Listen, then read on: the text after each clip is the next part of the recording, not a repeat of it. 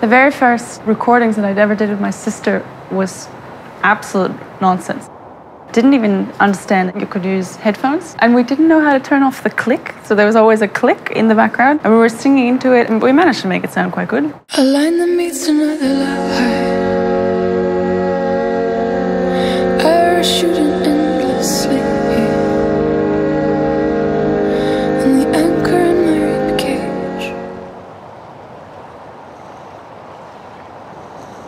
I've just come back to Reykjavik after a long time of being away. I instantly find it inspiring because I'm back.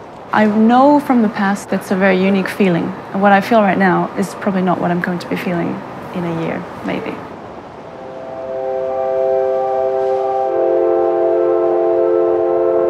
I've struggled with the idea of home when I was a bit younger, and I've kind of struggled with settling down. I didn't have like a family home. I never had that. We moved maybe 10, 12 times when I was growing up. My house was crazy. There was always people coming, going, little kids screaming. I rarely had my own room. When I first moved into a house that I really loved, like I really loved it, and it was heartbreaking to have to leave.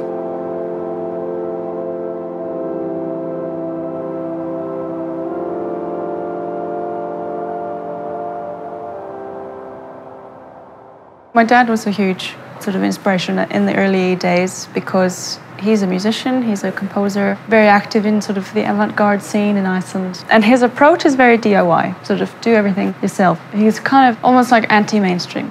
But at the same time, I just wanted to write sort of pop songs. I was listening to a lot of folk music and pop music. My mom was always listening to like Tori Amos and the Cranberries. And then we just really loved Spice Girls as kids.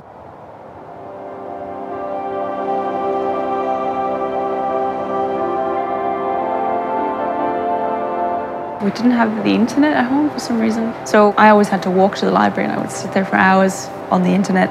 I would go through all the CDs and all the music in the library and listen to that. That had a huge impact. It was very kind of concentrated, the way I was approaching music. Whereas today, there's just so much of it, and it's so available. It's such a part of your life that you almost don't make the effort to find anything because you just want it to be catered to you.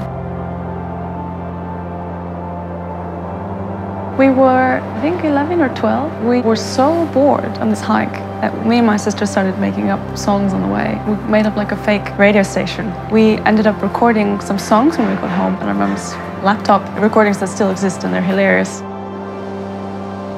I wasn't a particularly good singer. I was just like a singer. I just had to sing because I had written these songs and these lyrics. In my band, Pascal Pinnon, I was working with my twin sister. It was a very natural thing to do. When I started to do my own thing, I realized the contrast between the different sort of workflow.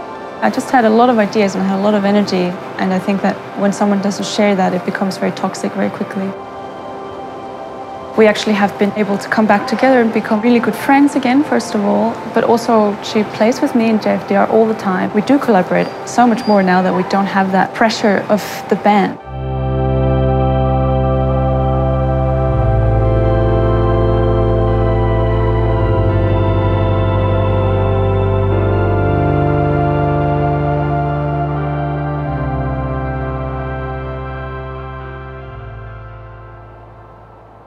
Björk mentioned my name as an inspiration on a list in The Guardian a while ago. It was a huge honor to be mentioned in that kind of very public way. It just was a great encouragement, and was sort of amazing to have someone that you look up to and someone you've kind of grown up with listening to mention your name in something like that.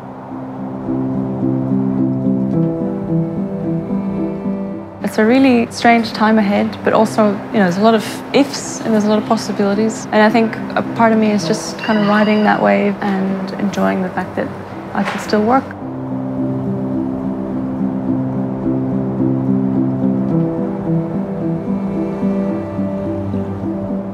First of all, what I'm going to do in the future is settle down a little bit more, find a few routes to shoot into the ground again here in Iceland. There's a thread. You have a light to my